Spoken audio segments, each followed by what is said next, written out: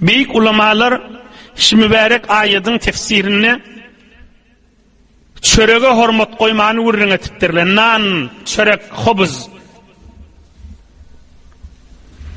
Büyük ulamalar şu mübarek ayetin tefsirini çörege hormat koymadan vurrun etiptirler. Türkmen saçak defeleme değil mi? Saçak defeleme deydiği, saçak deyip Türkmen çörek doluğlu da saçak diyorlar. Bir neçe yerde saçak defelemelerliye dehretli adam ayak saçağı degenime ne istap bolup görmez. Saçak defelemelerliği çörek doluğlu. Türkmen çörek doluğlu olsa saçak diye yaşama. Kadim Hamir camın içinde şu mahalle badır bir neçe çörek salınyan qap bolya çörek doluğlu saçak ba. Şonu defeleme deydi. Şu mübarek ayetin tefsirini ulamalar gurrun etiptirler, çöreği horlayan adam çöreği hor olur deyip. فَاِنَّهُ يُعْمَلُ فِي كُلِّ خُبْزٍ 360 sonah. Bir çörek, pişirili çörekçiden ya öyde biş ya elimizde çörek alyaz, Bismillah deyip bir dövüm çörek ağzımıza salyaz. Ey yaş oğlanlar, ey hacı dedeli, şu çörek dislap yer ağdırıp däni oklan yer, yağın yağ yer, şonun təbidin ağzımıza gelýänçe 360 yerden geçýär deyipdir. Täb bişip de bilin gelýär. 360 tüýslü şoň üstünden işleri geçti deyipdir. Bir döwüm çöreğe näçe iş? 360 beraber iş geçti. Hamana bir karxanada bir zat tevlid bolýa bejerilýän bolsa, deslap goýulýan mewat goýulýa da ta ahir beýlek çykýar, liwan bolup çykýar da 360 yere girip çıkmalı, sır vurulmalı, ona gelişik vermeli, ona beýrekde ona sap vurmalı, ta beýlek geçýär da hamana 6 yere girip çykýar. Ya 10 yana girip çykýar. Ya 100 yana girip çykýar.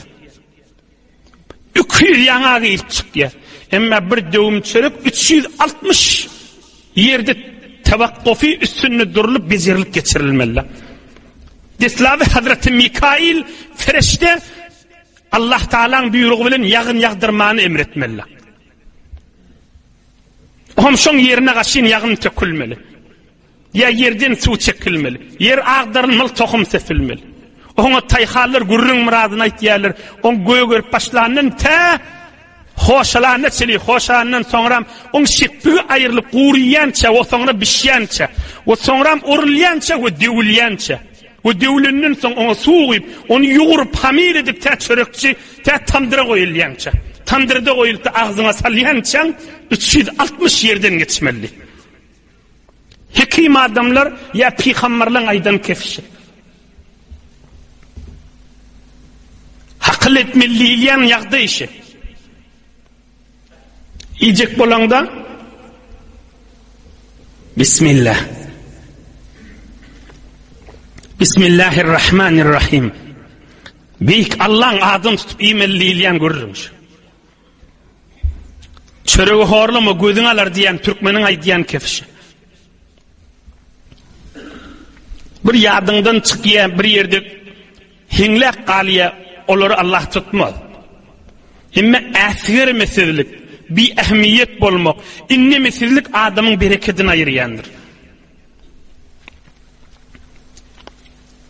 Ahyaynaha ve akhrajna minha habban feminhu ya'kulun. Dâne çıkaryan dâneden yiyanı ziptir Allah Teala. Men ahana bil khubz ibtalahu Allah Teala bil cu'. Çöreğe bir hormatlılık ettiğin adam açlık üstüne düşer deyiptir. Horluk görür deydik de. Kadim yaşlılar bir kan görürdük.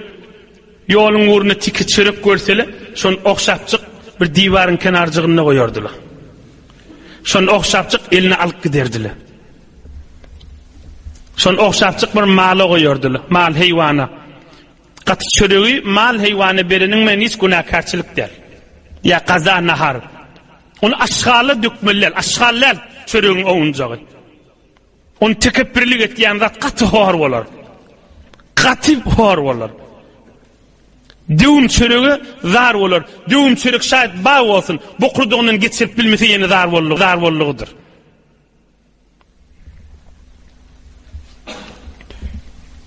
Nıgmatın kadrini bilmek, ey cemaatler, dirman Allah'ın kelamının manasını ve tefsirini ve şun içinde büyük ulamaların aydan keplerini gönenip eşitiptuğunuz mana görürünler bular. Bular öyde iyi gün oğlunun şok çağılar bile doğanlarına bilen eşitip be şeylim behmunu görsene sen nipte oğlunun şok doğanlarına terbiyette aydılmalı zatlar da sadakalarda, toylarda, tuğlar var da, birinci tuğlar var da, gazalar var da, ehemmiyet vermek, sen onu etsen gelişmesi de sadakan eyesine aytmak, şu durşuna aşağılı dökülamasın, hiç olmasa yığınapçık mallara verdiğimel. Bir hormatlılık bulamın, ay bolordu deyip dökük koyver ama, Hudayın kaharına düşamı deyimel. Nıgmatı hor.